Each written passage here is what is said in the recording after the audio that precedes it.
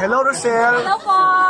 So, ngayon lang kita na-interview sa 9 years. Oo nga po.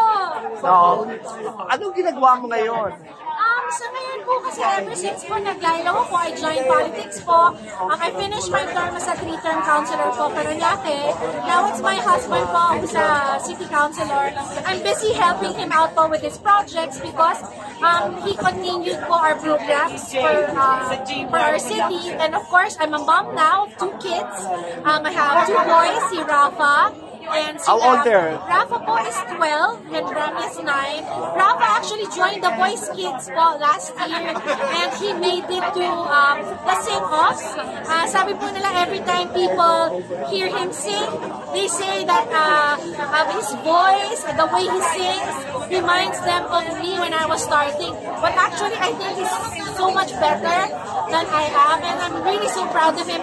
Aside from that, he's a valedictorian po of his class when he graduated grade 6. So, yun po, medyo busy lang ako with them. And of course, sa city namin, sa Paranaque. And I'm also preparing for a couple of shows po in Canada that's coming September. Wow, yun talaga nagkamba ka na. How long ka naglaylo? Ilang taon ka naglaylo?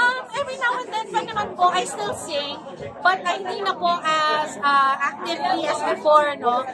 Ever since I joined politics po when I became a councilor. And of course, when I started our family, because yung pag-pregnancy ko po kasi medyo delicate po ng konti. I lost a child. Yung first child po namin, we lost him 6 months po.